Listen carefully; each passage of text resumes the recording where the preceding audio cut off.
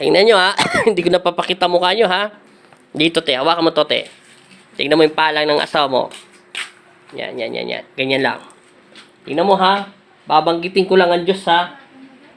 Papalitan ko lang ng posporo. Medyo bago-bago pa. Mataas ang labot ng presensya na nararamdaman ko sa inyo. Yan ha. Posporo lang yan ha. Mabagsik ya pa. O, tingnan mo ha. Pikit.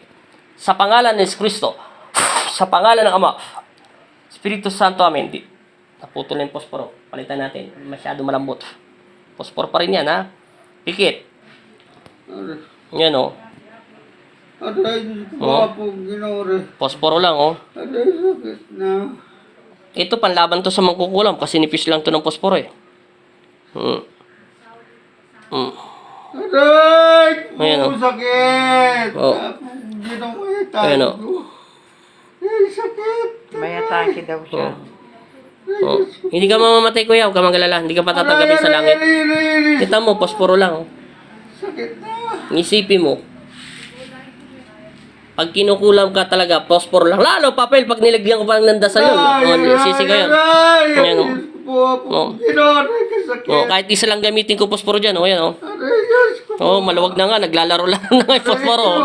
O, ito, tingnan mo. Naglalaro-laro na. Tama na. Ayan, o. Diyos ko po.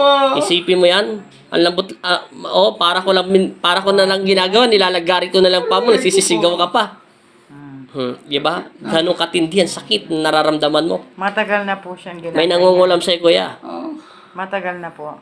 Matagal na. Eh, kung matagal na siya may sakit na ganyan, nagsimula yan.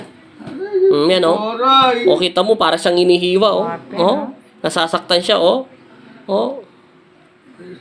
O, wala tayong magagawa. May nangungulam sa'yo. Ano, pwersa. Lalagyan ko lang ng bisa para magharap ka ng lakas.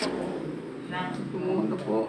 Ha? Ito masakit eh. Eh, kailangan natin lagyan ng power dito para umakit sa taas. Hanggang hindi pumapasok yung kuryente, papasok sa taas yun, hindi magkakaroon ng bisa yan. Ano mo nagulat ma? Masakit pa. O. Sige.